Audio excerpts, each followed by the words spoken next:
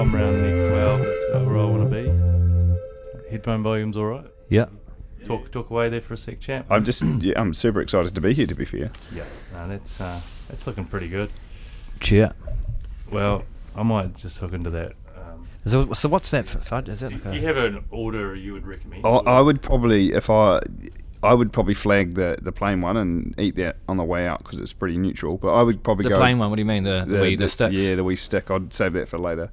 I would go the wee custard tart. This dude. The round one that you've got a piece each. That one first, and then cheers, perfect. So this is again the Portuguese tarts. A take on it, very loose take on it. I have to say. Wow. I mean, I remember having a loose conversation with you prior about the pastries in general, but they generally just carry the flavour of whatever the filling is, right?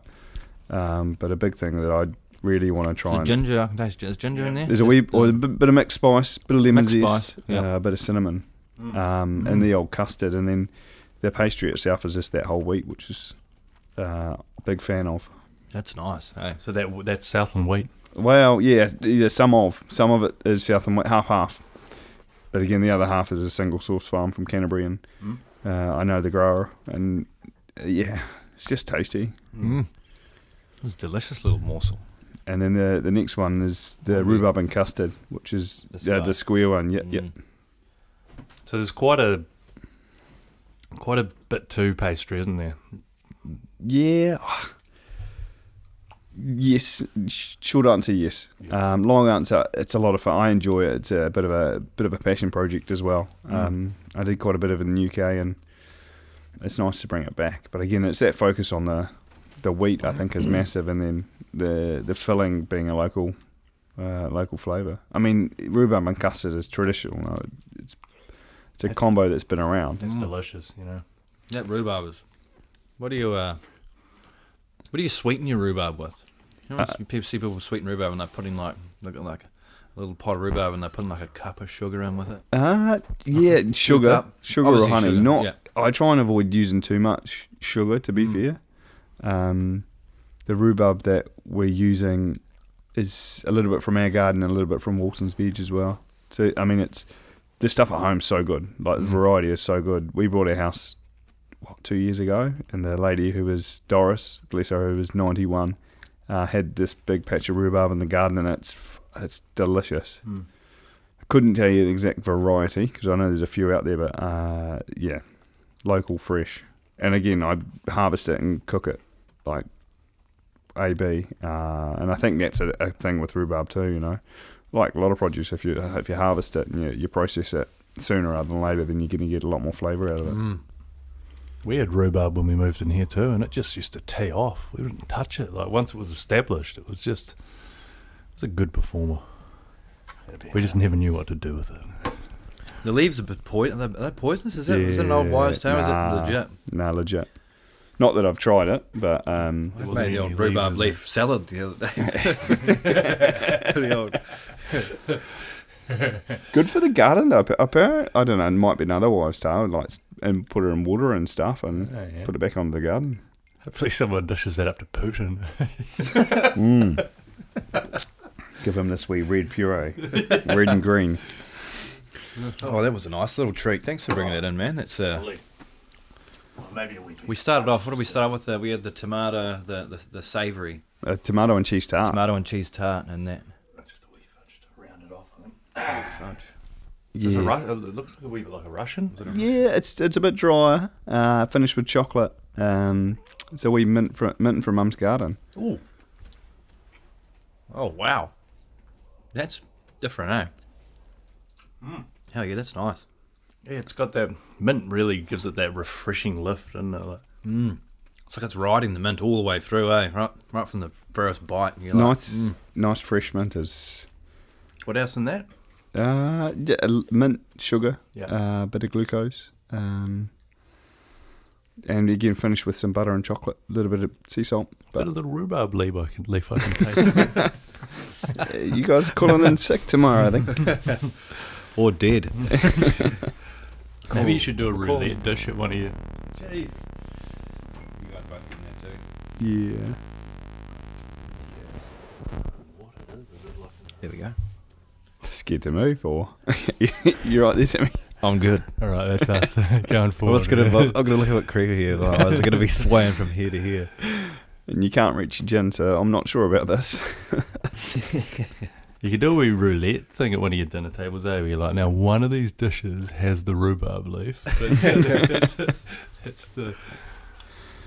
I've many moons ago, when I was doing my apprenticeship, I went through a marshmallow phase, right? And homemade marshmallow, we used to have fondue on the menu, and flavoured one with chili oil, and it was belter. I loved it because it was super hot. A marshmallow. Hot, Yeah, marshmallow. spicy marshmallow. Yeah, but then maybe 3-4 seconds later it would die down to the sweetness and then mellow away. Yeah. Ooh. But I just started dating my now wife in Dunedin, and I took it was like a roulette. No, a wee container of marshmallow is about 5-6 different varieties, and I coloured them all similar so they couldn't tell, and it's sort of lucky dip. Was that the old That's classic. Yeah. Keeg Street, not Lee Street? Hyde Street Cake Party. I might be. Hyde Street. Oh, I can't. One of the street parties, and I took this container of marshmallow. As you do. Yeah, you know. Was there many other guys carrying containers of marshmallows? No. He had What you do when you're young, He isn't had it? something to prove, didn't he? So your wife, your then not yet wife, got the spicy one, did she? Or I think her flatmates sort of picked that one out. To be fair, we didn't go down real well. Oh yeah. But when you're young, you do these things, don't you? Absolutely.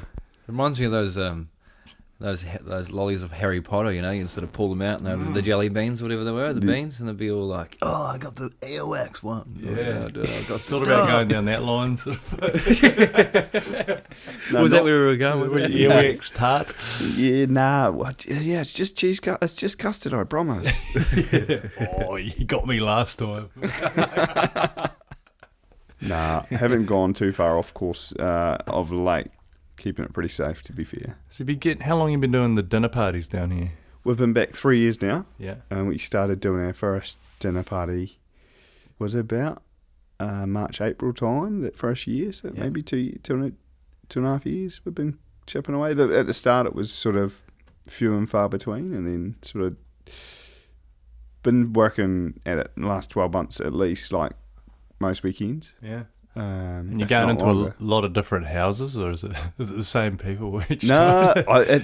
it's great getting it's a good way to scope out a kitchen, right? Yeah. We've been back to the same kitchen a few times for sure, but a lot of new people, which is cool. And I guess in the last, say, 6 months, we've got out in the countryside a bit more too. So a lot of it was originally just in town, which is not a bad thing, but then, getting out in the countryside too. Yeah. Getting out and about. So mainly, is it some mainly weekend? Is it weekend stuff? Is that when they're normally on, or is it someone wants like a midweek sort of a dinner? Most of them weekends, but again, we're pretty loose on date. Like, we've done Mondays, Tuesdays, Wednesdays, which is quite nice. I like a Wednesday, Thursday, Friday, to be fair. Take the weekend off. Yeah. Do they have to? It's on them to provide a suitable big dinner table or a platform for the meal. Yeah, ideally what they provide is the big old table, table and chairs. We bring cutlery, we bring plates, we bring napkins. Have you turned up to any of them where they've pulled out like 10 of those wee TV trays and everyone's just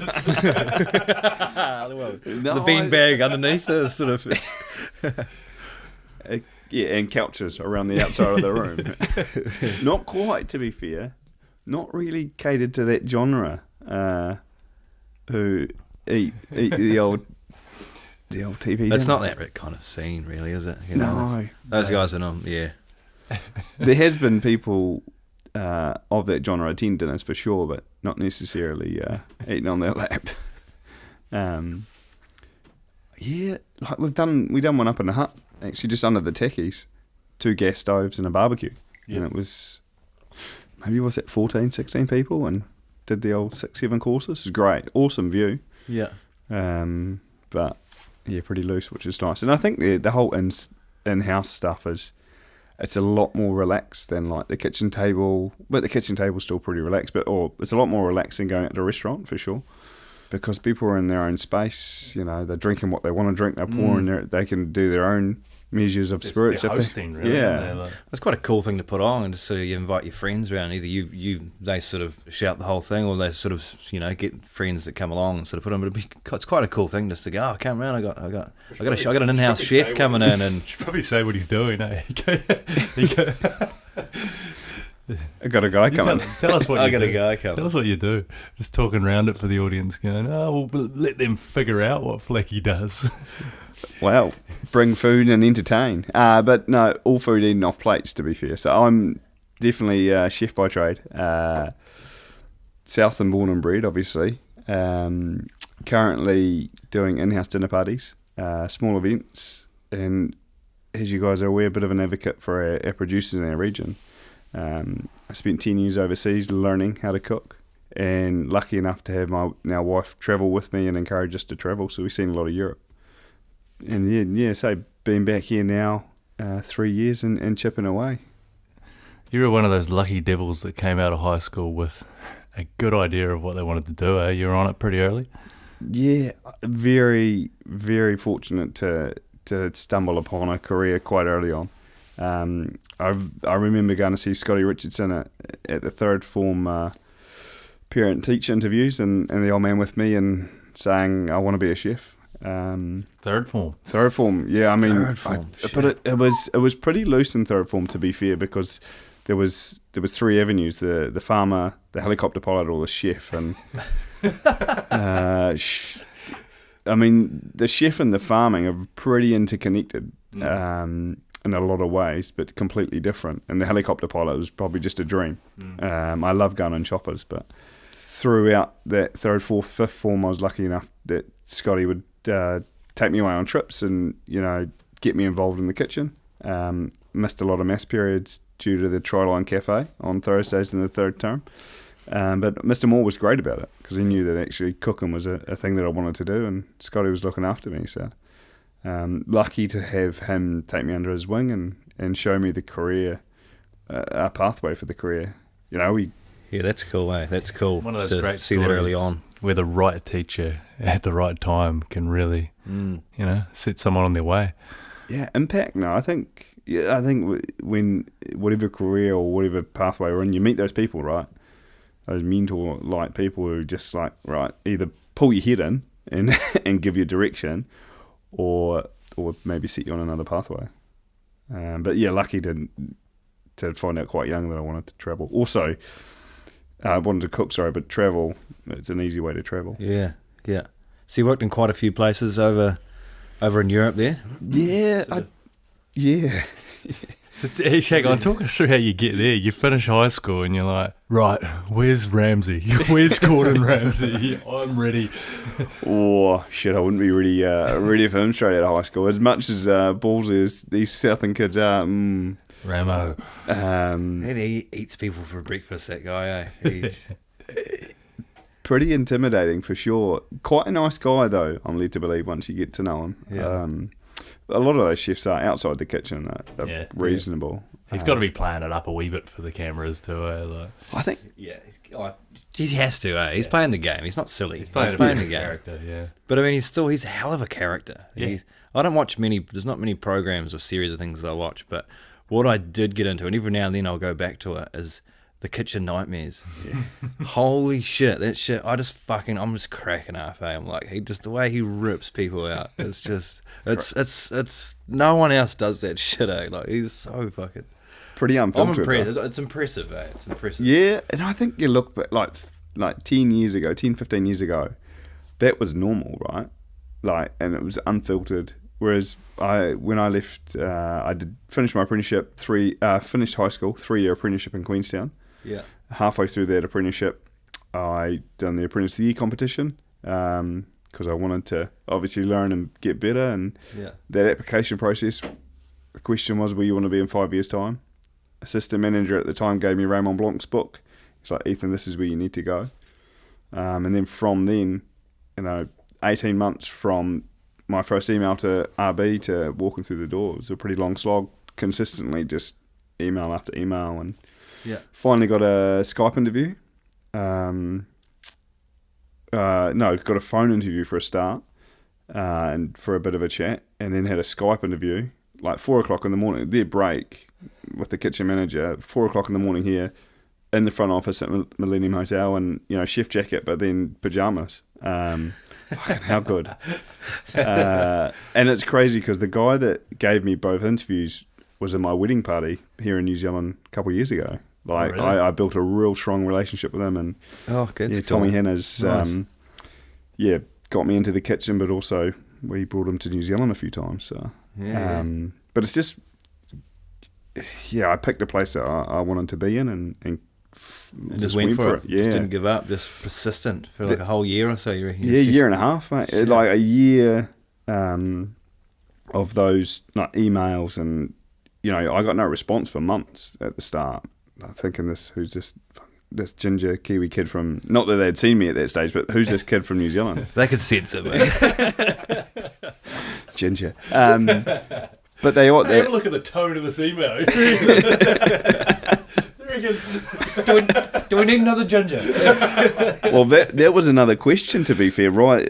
Again, a week and a half into this 2-week trial, because they invited me to go for a 2-day work trial, and I'm like, I appreciate the opportunity, but Over there. Yeah, long way to go for 2 days. So they said, come for 2 weeks, have some work experience, and we'll see what comes at the end of it. I was lucky enough when I started that work experience, there was no job opportunity. I would have then gone on a wait list, but halfway through, someone coming in the following Monday pulled out, and the exec chef Gary Jones said to his sous chef at the time, who was Ginger, he said, hey Ginger, you think we've got space for 2 gingers in the kitchen?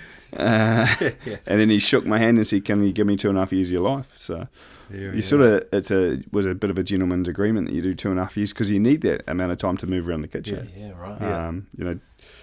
I like that, eh? Like, you come in, but you're staying for 2.5 years. Like, yeah. So where do you start? Where do you start in a setup like that? When I remember I started on the hot starters. It didn't last.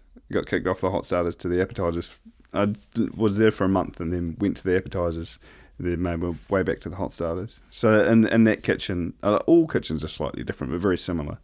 Over there in particular, we had the appetizers, which is like the wee canapé snacks, and then cold starters, hot starters, which are pretty self-explanatory, and then the fish, the meat, the veg, and goods received, which goods received where the goods come in, but the whole fish, the whole suckling pigs, the whole lamb. So in the goods received, you learn to be a butcher, a fishmonger.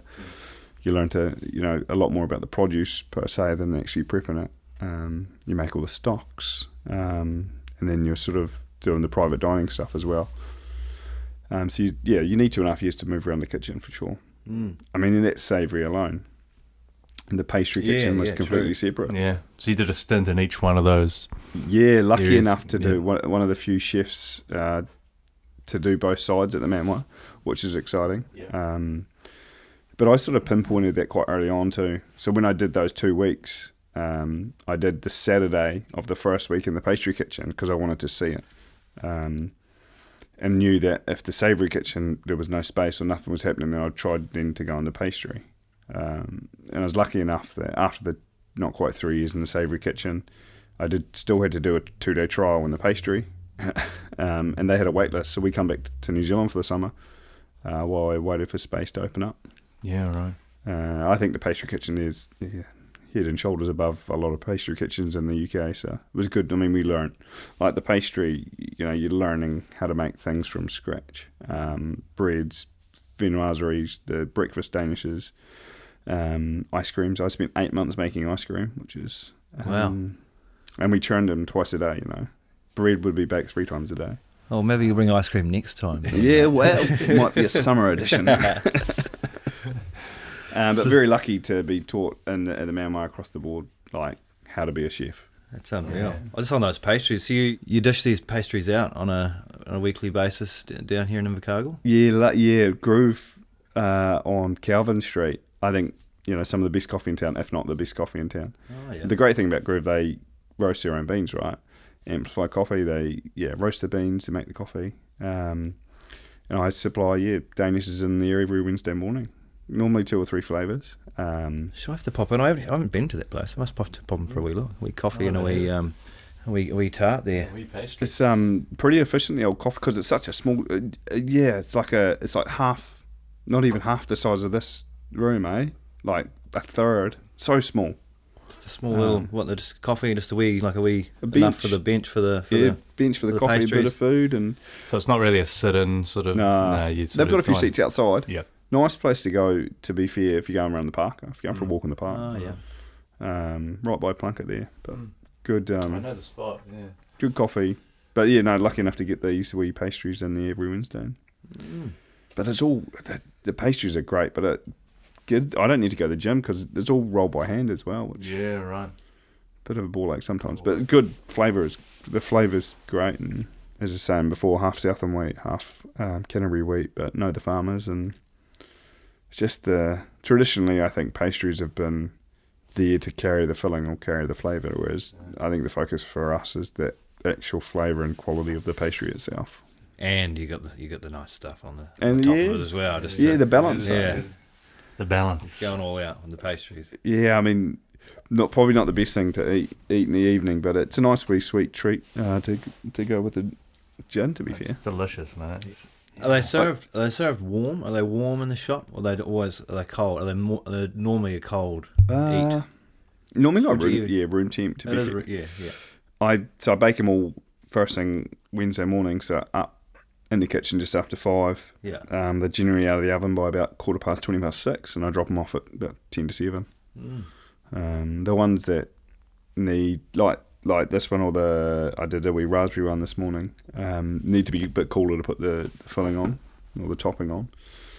But I think when you eat them, within say 4 to 6 hours of them being baked, that's ideal. Yeah. I think this year I'd probably, after half an hour, once it's like cooled down to room temp a bit, it's still quite crunchy and nice. Yeah.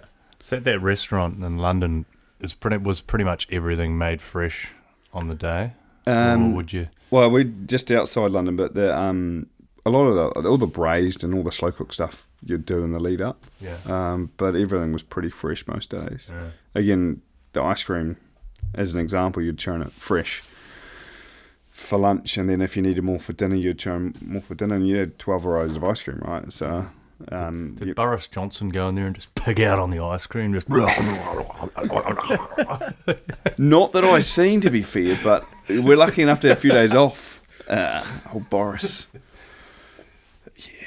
Boris. I reckon. Is he still floating around the political scene over there? Was it almost like it was a bit of a joke there for a while. This guy's fucking running the place. Like, what?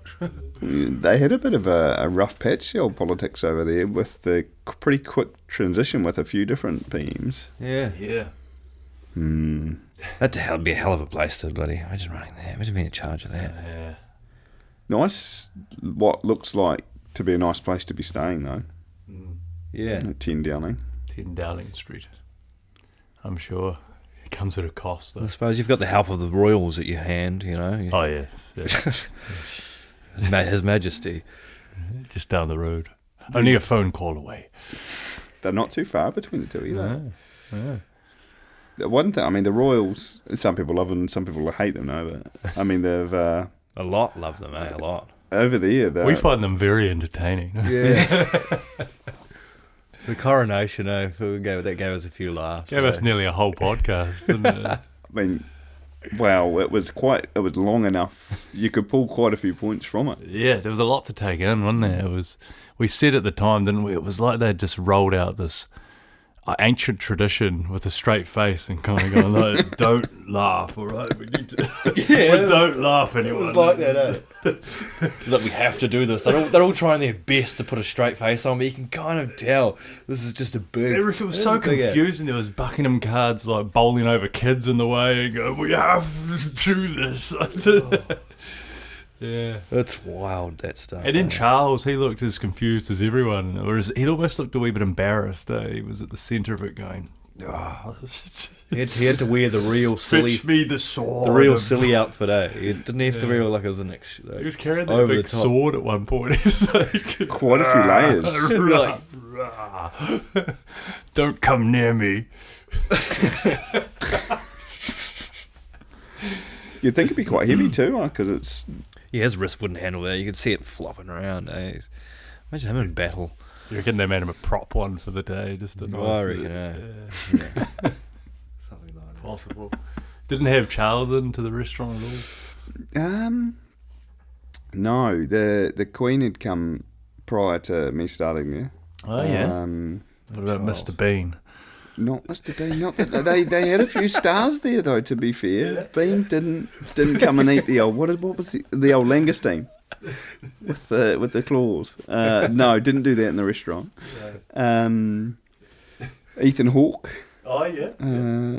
While you were there? Oh yeah. Yeah. I mean, I know we probably shouldn't name names, but Did you tell him you're Ethan as well? no, didn't get the chance. Didn't.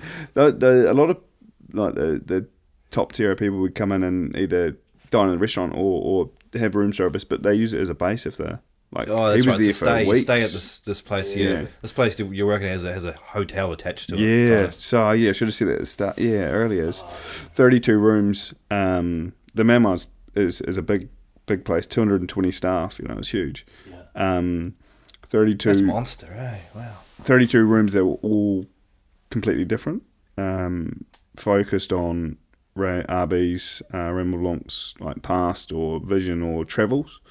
Sounds like the Grand Budapest Hotel. Have you seen that film? I haven't, but I've seen the shorts and it's That's cool. But we did like the market, the big garden, orchard. Yeah, huge. Yeah. But so cool. But yeah, a lot of people would come and stay.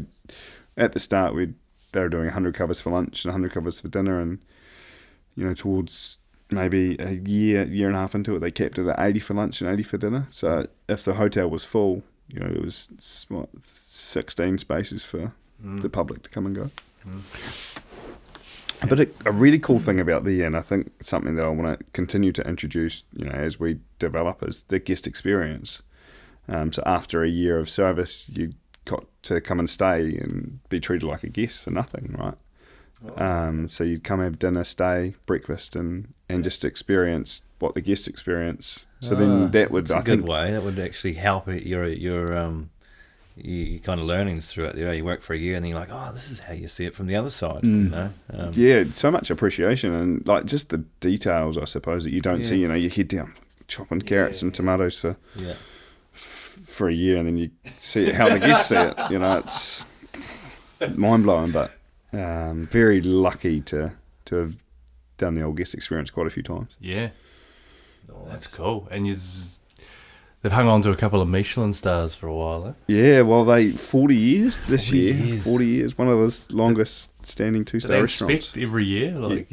Yeah, multiple times a year. So what are you going to get 2 stars? Or what are the stars? Is it like, what are they? It's 1, 2, and 3 stars. It's just really, really good. Hard Like to get just one, right? top food, service, everything. Yeah, or is it food. just the food? It's got to be everything. Food, It's gotta be the whole lot. service, the whole from the moment someone picks up the phone and rings to book a table to when they leave. Oh yeah. Do restaurants reach out and go, we think we're ready, come and have a test, or do they kind of... It's all, they sort of on the radar. Yeah. I guess it's like in New Zealand and Australia, they've got the hats. So 1, 2, and 3 hats, I think. Never even heard of it. Do we have any hats down here? No. There might be a few in Dunedin, but and definitely some in Queenstown. But yeah, they don't. It's unannounced visits. The Michelin inspectors would generally leave their card when they left, when they paid the bill. Right, so you didn't know. I couldn't tell you they were coming, could they? You'd be like, right, Like everyone a flat fucking... inspection, eh? Get a Michelin inspection today, everyone. They get a vibe. Flacky, take that name badge off. It's sewing on. Ethan Hawke's long gone, mate. Classic. It was, pretty intense for sure, but a lot of fun and very... When I was there, I was just turned 20 and we were doing huge days. Yeah. It was great. Yeah, I was. Got the energy of youth. Yeah, that's it. No, I couldn't do those bigger days nowadays. That's for sure. But I got two traditional work days in one. It's great. So for the learning opportunity, it was great.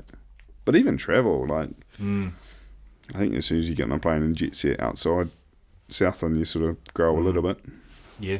The Michelin stars, I think I heard somewhere that it was a tyre company, wasn't it? Yeah. That's the origin of it, eh? Yeah, it's how it started. It was just like a marketing thing.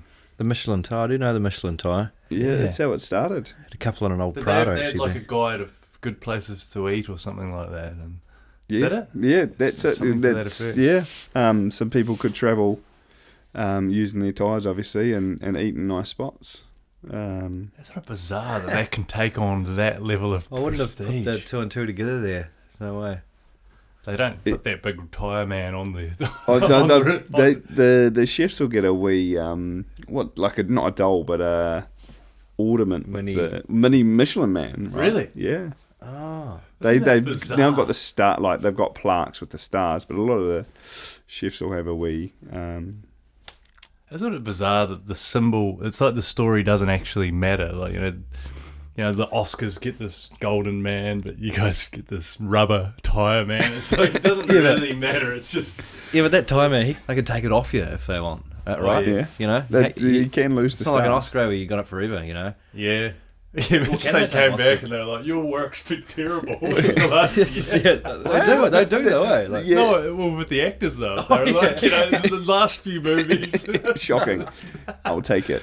Who is? Oh, was it Will Smith? He didn't lose any Oscars, though, did it? Was it Will? he fucking should He have. lost a bit of respect around the place. He lost most of his respect. I feel like everyone thought it was a big act for a while, and everyone was just like, "What the fuck happened there?" Yeah, completely out of kilter, but There's guys like Jimmy Kimmel coming out going like, you know, if I was emceeing that or something, you know, I would have come out there and done something. It's like, fucking, right, you would have. Yeah, right, you would have. yeah, would you really? Yeah, I think everyone's a bit like, easy to say Everyone now. was just, shocked, easy to huh? say. Most people were probably like, "Is this an act? Is this an act? Is this an act? It's not an act. It's not an act. What do we do?" With Chris Rock's out there, everyone's like, "Is this still the act? Is he still like?" There's something quite funny about actors tricking themselves and not knowing where the acting started and stopped. Yeah. They got him. Smith's back in films now, though. Isn't he doing like I Am Legend 2 or 3 or something like that? must I be hope back he's in back in films. therapy first, boy. Oh, man. Have you heard his raps? He does like a few rap. He was did a few rap songs. Like back in the day or Yeah, recently? yeah. I think probably after Fresh Prince. I think around that time. Oh, yeah. No, Is it, yeah. I'm in Miami. Getting jiggy with it. Getting jiggy with it. No. He did a few. He's got a couple of funky numbers, eh? Men in Black, he sung that, didn't he? Did he? The good guys dressed in black. Remember Oh, that? he rapped it. Yeah. I was thinking, here comes the He didn't do that. Just in case you ever face to face and make contact. No, so the Michelin man does take back his gifts, but you guys have held on to it. You know, held that standard. Is it? Obviously, it's a whole culture to retain those stars, but is there like a key guy at the top that's been there a long time or at that restaurant? Well, R.V. Ramon Blanc is the guy who started it. That name does sound familiar. He's Blanc. got books. You're thinking of the Sauvignon Blanc. I think it works. Yeah, not Sav. I'm thinking of Raymond from Everybody Loves Raymond. Raymond or Raymond? Raymond. Raymond. Yeah. He's been the figurehead from get go, for that place in particular. Yeah, but yeah, to retain it for that long, it's culture is a huge thing. It would have to and play a stuff.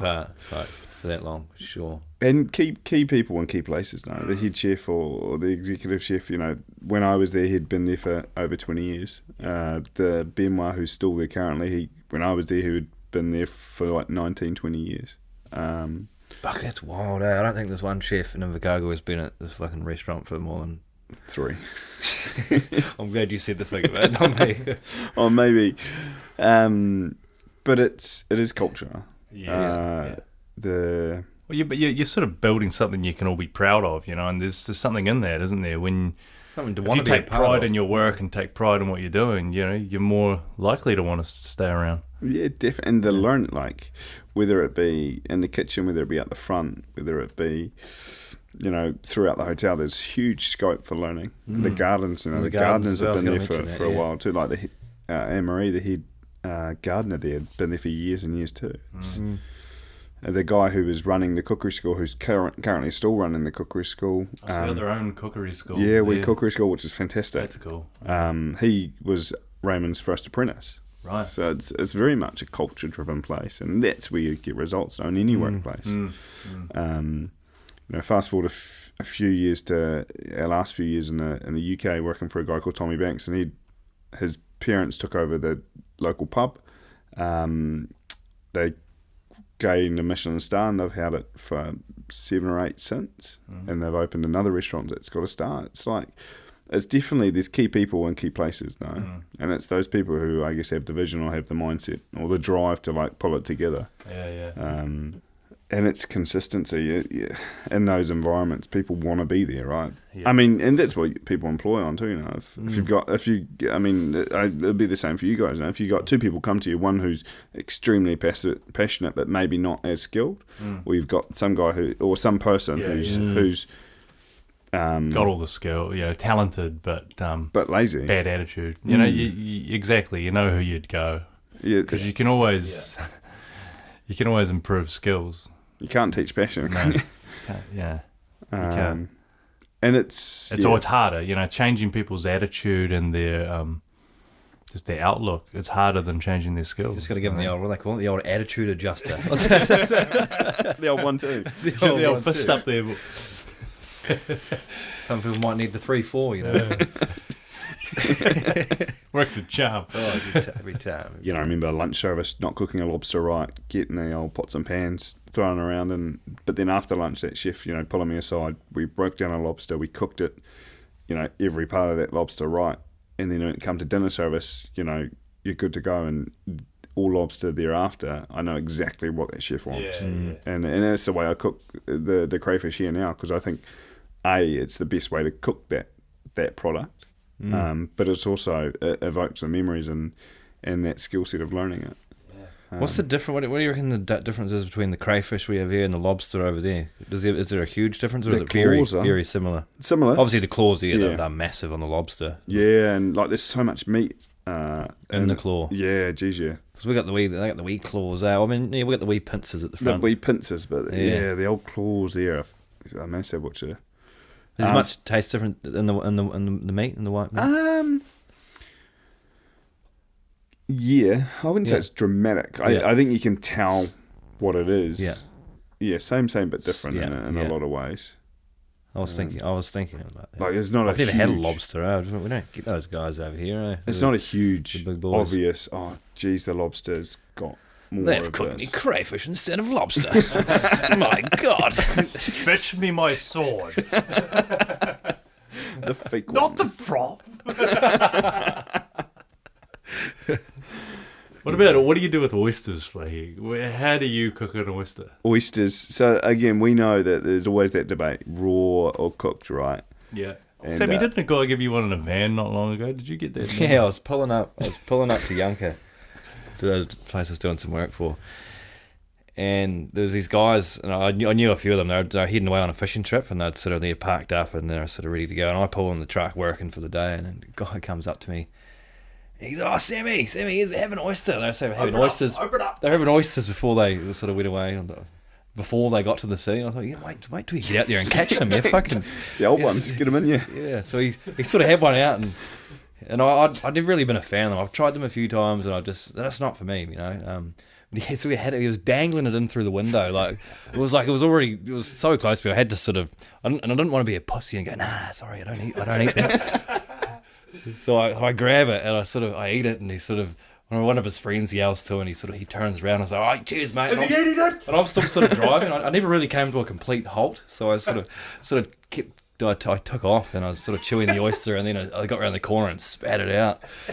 And I don't know. I don't like it, I don't really. I hope those guys saw that in the distance, just this car stopping again. What's that come out that window? Sammy not eating that oyster? I didn't know he was a fucking pussy. The other things you do, it was dreadful actually. It sounds. They reckon you're not meant to. They reckon you're not meant to. You mentioned before you're not meant from to. their last trip, mate. Maybe, yeah. I mean, yeah, ideally oysters fresh and cold. If you're eating them fresh, like Oh, people just love them raw. You see them like Yeah. it's like people wouldn't actually eat that much if it was just normal food. Like they It's can weird. have It's dozens like of a them. People drug can for just some eat them. people. They're like, oh, it's oyster sea. I got a sack of oysters turning up. You know, the old brown sack. Oh, I'll put me oysters. What? What? What do you reckon, Flacky? Are you into them? Are they an overseas thing? Do they? Oysters all around the world. Yeah. For sure. We were serving them in Oxford, and I tried them in the States as well. Taste difference between them all? Again, crayfish lobster Yeah. scenario. I think with oysters, they're all pretty tasty. Size? There might be size. Yeah, the size and the look and the shape of them definitely different. You'll have oysters that are stronger or saltier or smoother, or the texture's different. They're really meaty here. The bluff oyster is meaty, right? I hadn't I'm not a huge fan of oysters. Some say the bluff oyster is dreadful. I believe that's the word. Don't take mine. That was just my personal experience with the Of that oyster. warm 3-day-old, 4-day-old oyster. No, they're not meant to be warm. You've made at least 3 to 5 enemies tonight on the podcast. Probably a few more, actually, to be fair. But no, I don't take them anymore. I sort of waste it on me. Save them for the next guy. I'll have 3 in a seating. I'm happy with 3. I don't see them as a delicacy, as some do. But I think there is some merit. Some merit in them for sure. I love them half cooked, half raw, right? Right. And again, secret out of the bag. What I do is I'll crumb them on one side. So flour one side, then into the egg mix, and then into the crumb. On one side. Just on one side. I mean, and then into a pan that's sort of not smoking but hot, oil.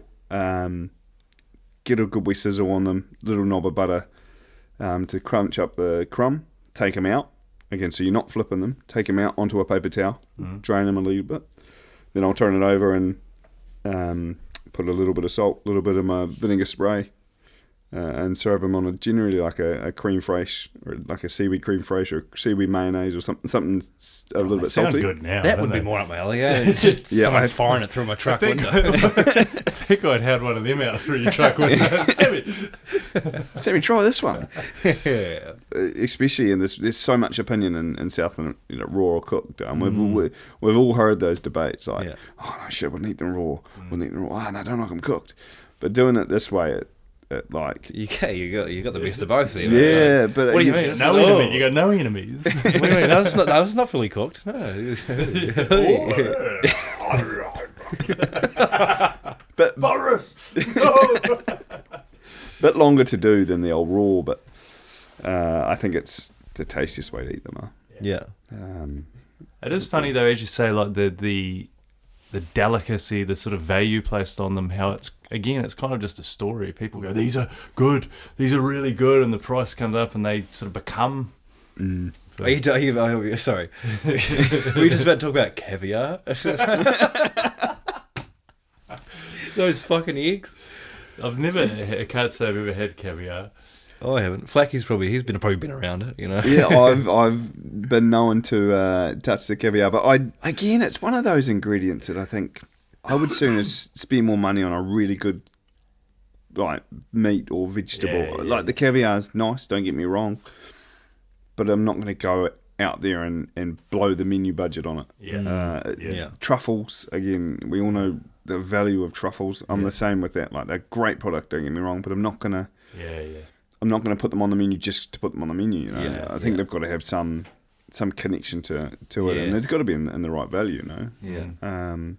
Oysters, again, price wise, they go up, and they don't.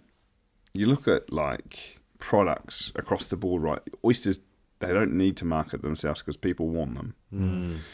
But again, some people love them and some people hate them. It's one of those products like coriander. Is truffle Is there truffles in New Zealand, or is truffle Carina's good. Is truffle all imported? No, there's truffle. There's truffle in New Zealand. Oh. Hawke's Bay. There's some in Central Otago, Black Isle Estate. Okay. We got some of them last year for the dinner for Scott. They're here in town that were the old fundraising dinner. We started. One of the chefs was doing a mushroomy, soily dish. Yeah. He's quite keen for some truffles, and Black Isle Estate, beautiful truffles. Do they use? Because they use truffle pigs some places, eh? Yeah, the pigs and dogs. Truffle pigs. Oh, to sniff them out. To sniff them out. Like they just grow in a field. What are they? Are they a mushroom? Yeah, fungi. Yeah. It's like a wee black mushroom under the soil. Under the soil. Yeah, the spores are placed there, and then it takes years for them to come along. Again, Hawke's Bay and the ones in Central Otago, the ones I know of in New Zealand. There's black and white truffles. There's summer and winter truffles. So there's not heaps of it out there. So if you kind of come across some, the price is going to be huge for a start. And Yeah. You guys been to the markets in London? No? No. Did you go to Borough I Market? did go to one with my sister when I was over there. I don't know which one it was, though. They have these like different varieties of mushrooms in these glass jars, and it's like £1,000 a kilo. Like it's very expensive. Do the restaurants send people along to the markets, or? They used to, and probably still do. A lot of the producers will go to the right restaurants, though. Yeah. But we black under the soil, under. They're not like popping up from the soil, right? So it's all underground. Like the magic mushrooms, they're sort of more hidden. These guys are even more magic. Yeah, sort of really hide themselves. Dark magic. I remember reading about those pigs years ago, and I was thinking, God, this is so cruel. These pigs, they love these truffles, and they've figured out these pigs love these truffles, so they've got them, and they take us to the truffles, and they get there, and they never quite get to eat a truffle. They get right there, and then they're like, right, buddy. Thank you very much. Surely they've got to give them one every now and then to be like, I'm going to go and find them. You'd hope so, boy. But the old dogs are... I think, dogs as well. there's the big ones nowadays, I think. Can they just train them on any smell, some of those dogs, eh? Just like, they wouldn't even have to love truffles, they just train them on a smell, like the drug dogs and stuff. The old drug dogs are... Bloody get in there. Yeah, a wild, eh? Smell through plastic and bags and shit like Some that. dogs that are just keen for a job, eh? They're like... Give me something. I have had something that's had truffle on it. It's really nice, but yeah, to be fair, I don't know how often I've had actual, or it'll be oil infused with truffle. It'll be just a bit wiped off a pig's winker.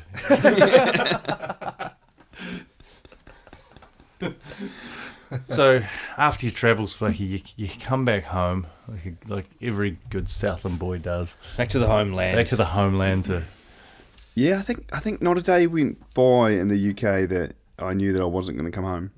You've always been a man who knows what he wants, you know. You know when you wanted to leave, and you know that you were going to come home. You know, obviously it's working for you, mate. Well, chipping away. I mean, as you guys know, it takes time to build a brand and get the word out there. But again, very fortunate to have worked in some incredible kitchens and met some incredible people along the way. But again, lucky to find what I love to do or enjoy to do from day dot. And I think it's only when you look back you think, shit, like, I made the most of that opportunity, or I could have done a bit more. I think it's just making sure that you do make the most of it. Yeah. The 10 years went by so quick. But, you know, again, lucky enough to have Josie encourage us to travel. We run with the Bills in Pamplona and jumped off the bridge in Mostar. You know, like, it's little things that you actually do along that journey that makes it all part of the experience. Yeah, and just maximising it. But then knowing in the back of my mind that, you know, if I had to come home, I could come home. If I didn't have the money to come home, I'd reach out to family and friends and make sure I could get home. I think it's that security in the back of your mind thinking, shit, encourage us to make the most of it. Yeah. There was days I'd walk home after, you know, there's 16, 17, 18 hours a day, and I'm like, what am I doing? I'm in the middle of nowhere. 17-hour day, like what is, so that starts at... We used to start at 7 and finish at 1. Yeah. start 6:37 in the morning, finish at 1 in the morning, and then start at 7 again. Like, yeah, relentless, but so good. Like, Yeah. shit. But I mean that's frowned upon in this time. But back then it was pretty normal. And So, like, with this resume we're talking here, Flacky, you return home to Southland, and it feels like there should be 10 to 12 restaurants at the airport. People on behalf of restaurants at the airport going, right, mate, Yeah. deal. Reaching out. come and help us.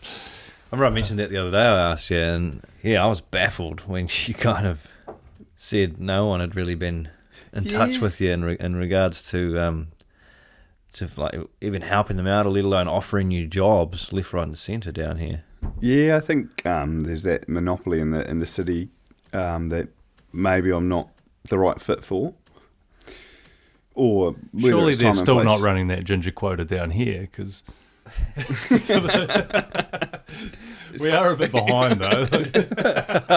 Yeah. Now there's a few gingers out there. Married one, got one. Yeah. I guess it's time and place as well. No. I've helped a few restaurants out. Don't get me wrong. I was baking at the Batch there for a year.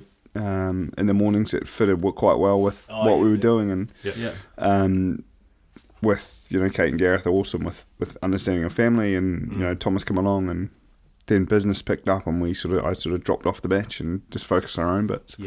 I think it's a tricky one, isn't it?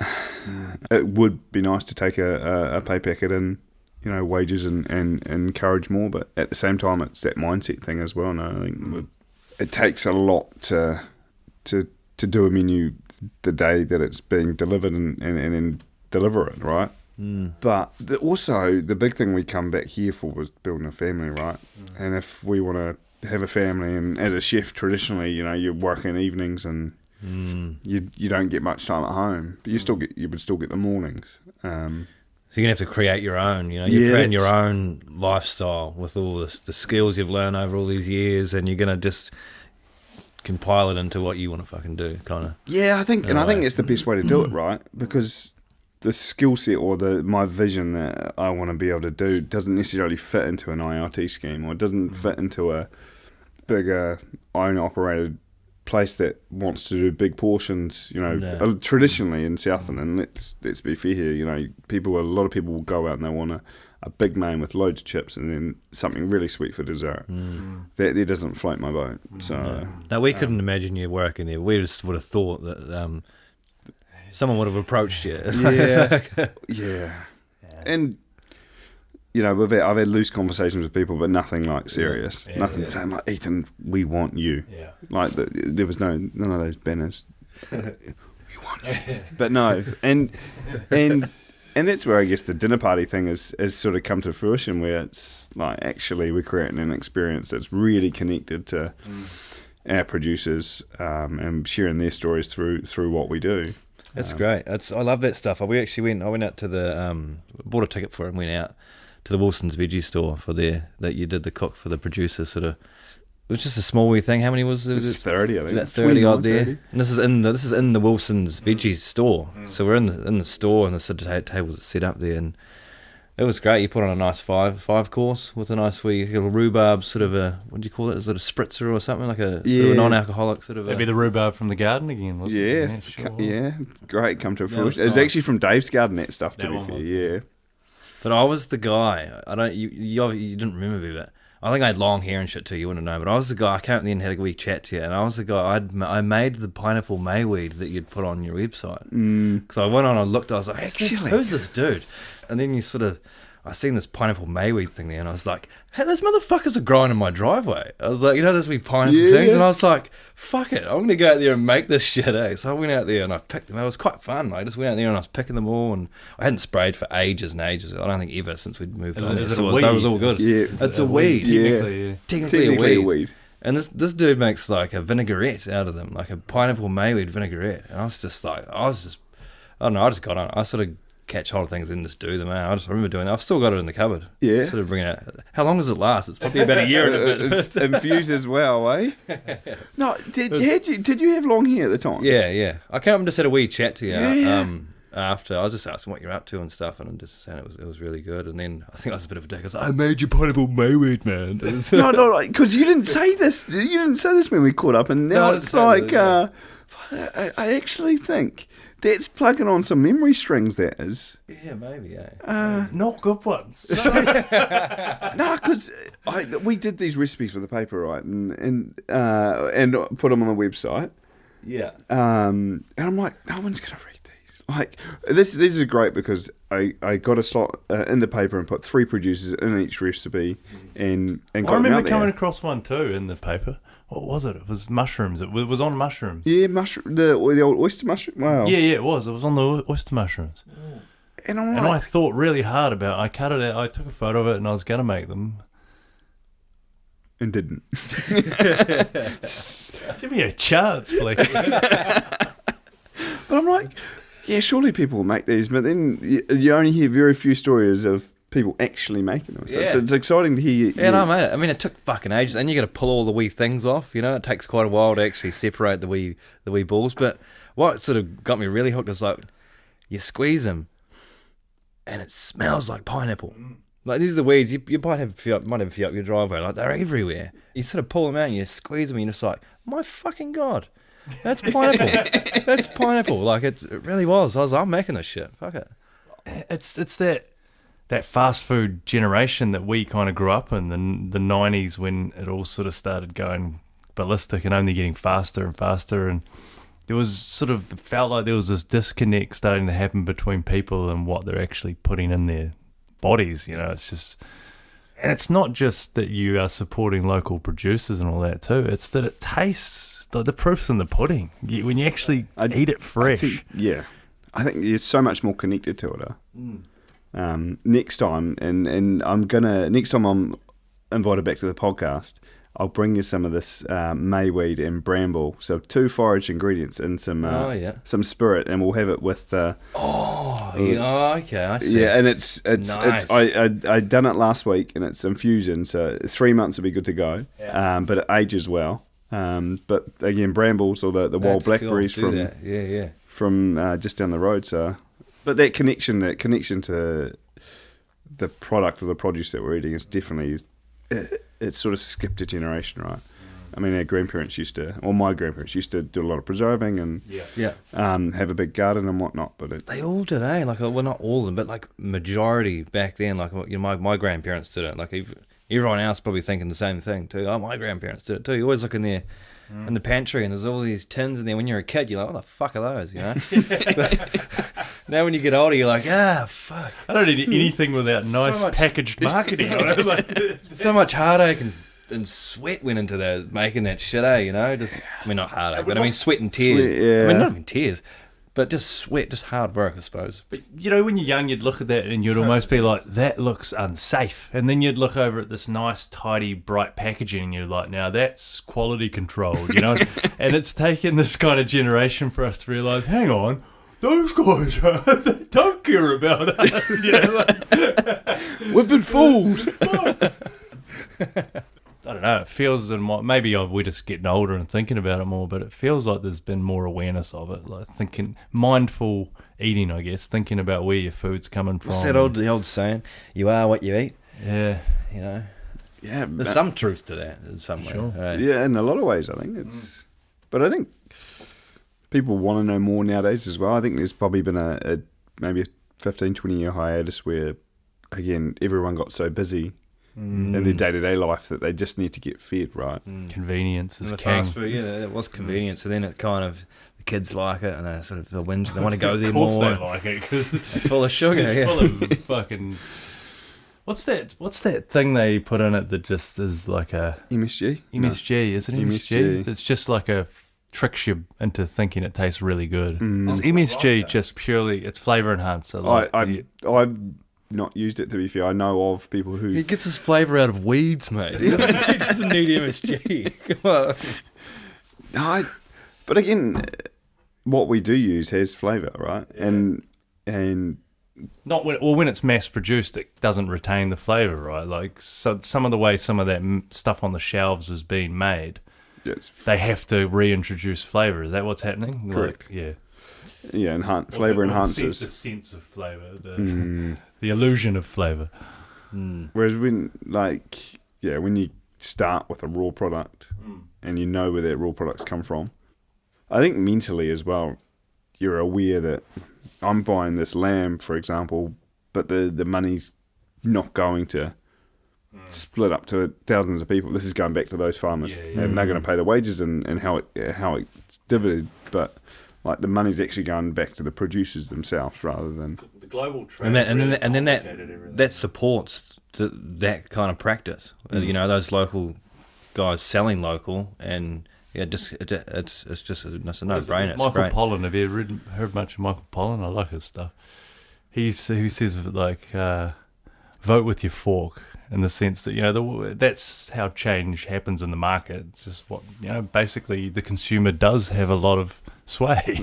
You know, ultimately it can feel hopeless as one person, but that's how the market actually shifts in terms of what's being produced and how much everything is. And it's such a double-edged sword. Like, obviously a lot of farmers produce for mass market and it's exported in our region, but the lamb or the beef that they have in their own freezers, the tastiest, right? And their freezer's always fucking full as, eh? And they got two of the big bastards. Two chest freezers in the garage. Things have to be accessible to our community, like full stop. And we're paying way more than the export. You know, the guys are paying overseas for it. Yeah, it's crazy. It is. It's crazy. Like, export helps shift product, yes, but I mean, if it's not accessible to the community, it brings money into the country, yes, but it's not. You're right, it's not. It helps, like, obviously, again, meat as an example and Fonterra, you know, it creates a lot of job roles, and in that respect, it's great. But if people then can't buy that product at a reasonable price, and they're only where it's being produced, it's what are we so doing? hard. And that's where I the people we deal with and what we do, because we are very much small scale, are small producers who do sell locally. And I've had the beauty of and a privilege of, over the last 2.5 years, connecting with these producers and you know, talking to them on the phone. My wife gives me a lot of stick for being on the phone a lot, but it's actually learning their story and sharing it, and sharing that access point too. You know, like, if someone comes into the kitchen and says, "Ethan, where do you get your lamb from, or where do you get your carrots from, or where do you get your, you know, your rhubarb or your blackberries from?" Well, I can tell them the people who grow them and the access point to get that product. Like, there's no point me serving stuff in a dinner experience that people can't buy. I can cook a meal with great techniques, but when it comes back to that product, it's got to be accessible. And that's why, as well, I guess, from day dot, I've sourced out small producers. You know, the cheese that we had on that wee tomato and cheese tart, goat cheese, yes, not from this region, but it's the best goat cheese in this country. And it's from the South Island. And if people want to buy it, they can buy it online and it gets sent here. So it's the stuff we serve is accessible. Yeah. The fish, you know, fish that we serve, if people want butterfish, you know, I can connect them to the fishermen or the people who do sell the fish. Yeah. And I think that plays a massive part in the story, or the role I feel that we play in our society, or in our placement in what we do, is that connection point. You know, a lot of producers in our region produce great stuff, and they market it and they sell it. But then if Joe Bloggs down the street doesn't know about them or doesn't know how to get their product, then that's another level, no? Yeah. And if we can serve these great products produced in our region or from producers who we're connected to, and then connect that consumer with producer, you know, you can have fresh wheat, or you can have fresh, if you're gluten-free, you know, get some buckwheat, and I know the guy who grows it. So it's a very important part of growing a strong community, man. Like, you'll be part you play in there, eh? With doing that, that's super important, eh? It's really cool. Yeah, I love it. I love the connection piece. I love talking and I love cooking, and if I can connect the two. You do a lot of talking while you're cooking. When you do the in-house dining, you're chatting away, you know. Maybe some people just want to fucking eat, and you're in the ear. I don't know, but no, but you're explaining about all the, you know, when you're sort of doing that, and that's cool. It's not, you don't. It's unique. It's unique. Remember, I don't know if this is 100% verified, but weren't Wilson's veggies, they can't get into the supermarkets, you know. I don't know if that's still the case, but it baffles me. It's like you've got locally grown Southland veggies. I do remember talking to Dave. This is a while back now, it's a few years ago, but I remember as soon as he started talking about it, like he really got on. He got up, he was fucking, it was like he was angry and annoyed still about it. It was like they won't buy off them. Because it's something to do with the brand, the foodstuffs, whatever. Some contract with They've got their own foodstuffs, stuff basically. going on, and they can't use local producers to put in supermarkets. You'll never see any. Maybe it might have been relaxed. That was a few years ago. Maybe things have changed, but I don't think so. I'm not sure. Yeah, some maybe Maybe but a couple of- mainstream, Yeah. high chance not. And No one wants to see a carrot there with fucking 3 legs. You know, like they don't. They want to see a nice big straight big it's crazy. cock-looking carrot in the fucking. People don't want to see. God knows what they're doing with those things. They want to see purple carrots. They don't want to see yellow carrots. No, let alone the shape of them. They just want the orange carrots, and that's it. I had one of those. Shocking. I don't want to name and shame producers, but you know, just my honest experience. There's a few times we've bought the Piper's ones that are Southland produced. They are Southland, aren't they? And you see that, and then you go, oh, well, that looks. And they are those dead straight, almost like they've been 3D printed. Like, what's going on here? You know? Symmetrical carrots. dead things you're talking about. 3D print. And I remember I've bitten into a few of them, and like it's been ghastly, like chemically, you know, a real ghastly taste. And I was just like, we can't buy them anymore. It's a lot of producers across the board will wash their vegetables with something to keep them though, so they age. Whereas again, buy fresh. yeah, buy fresh. Like Wilson's carrots, for example. I mean, they are seasonal crop, right? So they're only open start of February. They close end of September. Yeah. But the carrots are literally straight from the soil and washed with water. Like, and the flavour in that, and they're generally going to be picked that day or the day prior. So it's so just, fresh. You taste them beside each other, and it's mind-boggling, eh? It's like, You get a carrot out of the garden, you know, every now and then. I haven't done carrots this year. We've just put some in, actually, I think. It's so good pulling a carrot out of someone else's garden. Well, I haven't got any, but and like just eating it, Mr. McGregor's. like a good even if it's still got the dirt on it, you kind of Oh, wipe you with sort your of hand wipe a bit, it. and you're like, God It damn, takes you back to your childhood a wee bit, eh? damn, Like, that's sweet. same with peas. You know, I remember getting peas at Peter Williams' place where you know, sneaking a few I thought you were peas. going to say Bill Torrance. Him too. But I got some peas. We had some good peas this year, and just getting young Freddie into them. You know, I was like, here we go, mate. You know, there's something almost intriguing about it for a kid. Kind of, what do you mean? You're like, oh, it's in here, looks hiding in here. You know, and he was into that. And then every now and then he's eating an apple, and he's like, Dad, save the seed. I want to plant an apple tree out there. You know, so, Attaboy. there you go. The peas are a great one though. Like with kids, Thomas this year again Oh, the kids love goes it, around to Granddad's place and gets some peas and pulls it, and there's, you know, 4 on each side and takes them out one by one. It's like a wee game. Yeah. It's So good. yeah. But it's that connection point now. And I think the producers in the local produce is one thing, but also bringing people to the table to eat together, I think is so important. You know, we do speak a lot at our dinners, and some people are like, I just want to eat. And that's when we've been saying now, like, start eating while I talk. Don't let the food get cold. But not that bad, but I do speak a lot at the table about the connection to the produce. But it's also, whilst people are there, they're thinking about the food, but they're also the company around them. You know, it's those people at that table that make that moment.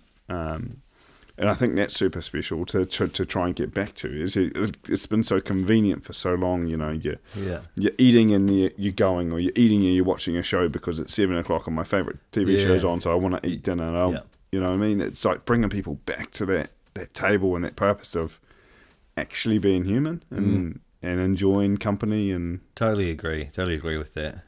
And you know, you just have a wee catch up around the table. Cause, you know, like you see your family a lot, but sometimes you pass them in the hallway, or you just see that. You know, this is actually a time when you all sit down around the table and you just have a chat. You know, and you eat, and we do that. We most nights we're sort of sitting around the table and we're trying to just enjoy that, enjoy that wee time that we have there. I think that a lot of that is sort of getting lost. I think, that, and then glad you brought that up. Actually, it's a good and goes hand in hand with what you're doing. Yeah, I think so. Sadly it is. I think a lot of people are very busy, and I think it's just encouraging people to take that 20 minutes. It's not long, yeah, right. It's 20 minutes. It's connection, isn't it? 20 it's minutes. Connection around the dinner table. Yeah, Mum spent bloody the last hour cooking dinner. So Exactly. sit down and appreciate it, kid. Yeah. Like, I think... And you're right. And if you're actually watching a TV show, it is putting your mind somewhere else. And so you can fall into that motion. And you get to the end of the plate and you're like, oh, God, what did that taste like? It's gone. It's gone. But then that there in itself, there's no reflection to thank Mum for it. Like, there's no appreciation for that meal, is there? Yeah, it's trying to encourage people to take your head off, put your phones on the couch, and just have 20 minutes to... That's it, and it's fine. And everyone feels good after it, and sort of go away, and I'm left with the dishes, like normally, but that's all part of a good meal. The chef never cooks, though. That's the one, isn't it? Chef never cleans, you mean? Yeah. Chef never cooks, yeah, guy. Yeah. Chef never cleans. And a lot of people as well, when they've got young kids, I think, again, this might be a perception thing, or I might be completely off kilter, but a lot of people, when they've got young kids, will feed their kids, get them bathed in bed, and then have tea. Yeah. I think that's a complete wrong way of looking at it. I think have tea with them. If you're having tea at 6:15, then have tea at 6:15. Have pudding when they go to bed, but have that main meal with the kids from a young age, and install that from the get-go. And then what we've been doing recently is Josie will go and read him a book or play with some toys, and I'll do dishes, or I'll go and read and play with the toys with Thomas, and she'll do dishes. So then when it's bath time, we're doing bath time together, we're doing bedtime together, and we don't have to come back to do bloody dishes. It's just, I don't know, small things. Small wins. God, you're organised, Flacky. Yeah. Wow. It's just maximising time. Absolutely. That's good. I don't know what's going to happen when number 2 comes along, but... We'll get you back, mate. I'll get back with that bramble and mayweed spirit. Here he is, you smug. Be ready for one. Here he is, you Be ready for smug one. bastard. How's it going? How's it going? What do you like? I'm interested to know what's served up at the dinner table in the Flack household. Like, are you a few 2-minute noodles sort of nights? Case by case, to be fair. Is it dessert a daily thing? Like, unless you've prepped, say you just like you turn up there, you've got like half an hour, you got to just. What are you whipping the up? meal plan is done on a Sunday. There you go. There you go. No, but it's pretty rustic. Josie does the meal plan most often than not, which is fantastic. But normal food, mate. Like this tonight, we grew some cabbages in the garden, and Just tonight, you grew them all. just like that. It's some But magic beans at the moment.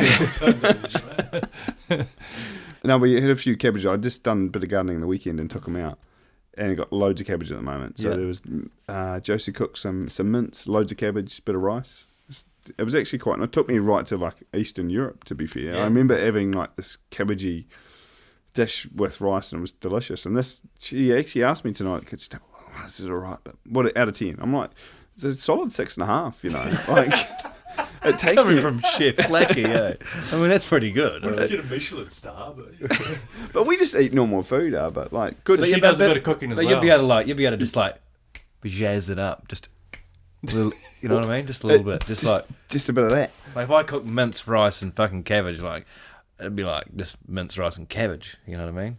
Yeah. You'd do like a minced rice and cabbage. Yeah, no, like just but good quality ingredients, And lucky enough to again, like the farmers do, have a not 3 freezers full, but just 1 freezer full of meat. Dad gets a cattle beast killed, and we'll get a bit of cattle beast and some nice local lamb.